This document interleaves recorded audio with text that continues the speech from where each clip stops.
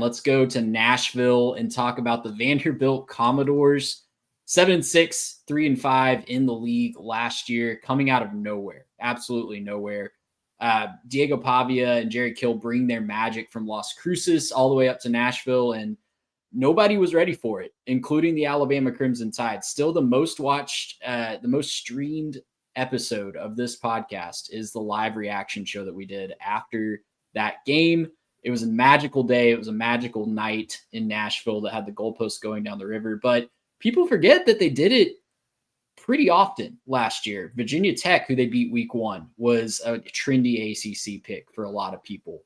They went into, Mitch raises his hand if you're listening on the podcast platform. Whoops. They went into some SEC road venues and got road victories. They did lose to Georgia State, but we gloss over that because the rest of it was so good. We don't need to talk about it. They avenged their time in the state of Georgia by beating Georgia Tech in a bowl game. So all in all, extremely successful campaign last year. It was the first winning season since James Franklin's last year in 2013 and the first bowl game since 2018. So can't say enough good things about what happened.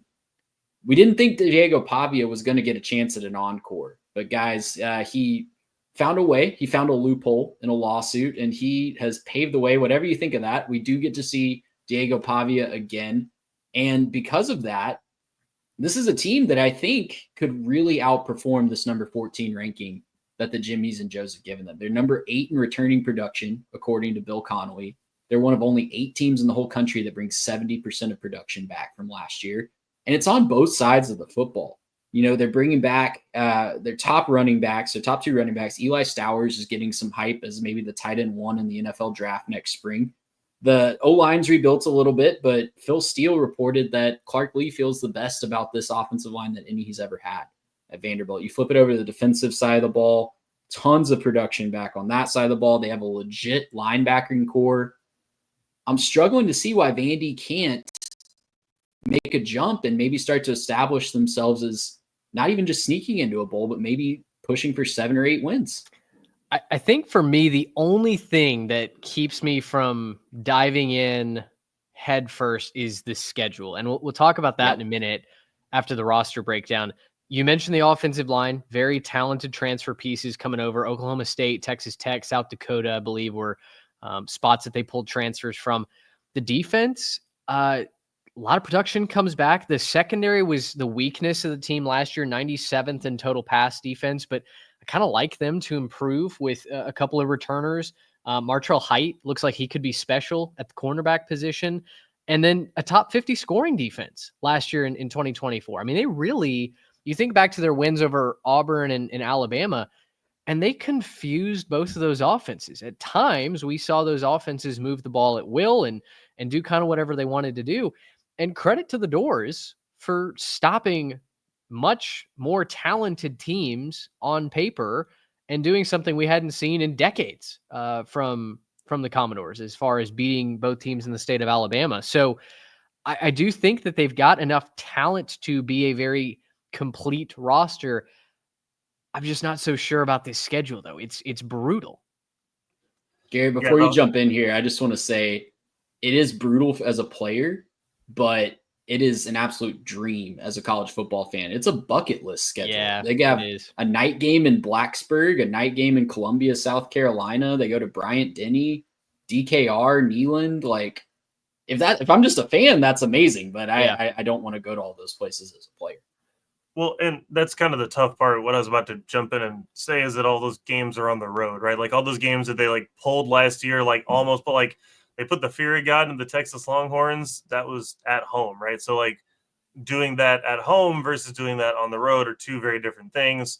You know, whatever you think of their experience and, you know, some of the Pavia comments that he's made in the offseason, like whatever you want to say about that, that is what it is. I love the confidence. I love the fact that we're 22 minutes into this podcast and we're talking about Vanderbilt because they weren't just the first auto team at the bottom of the conference. Like that's something that I think a lot of Vanderbilt fans should hang their hats on, is the fact that we are, you know, several teams now into this podcast talking about Vanderbilt. And I'm not entirely sure that I agree they should be down this low with how, you know, they looked last season. They got a lot of good pieces. They got a lot of good players. I'm not saying that I'm going to predict them to go out here and make a real push at the conference or anything like that, but they should be able to get back to a bowl game. I would think that they're back in a bowl game this year.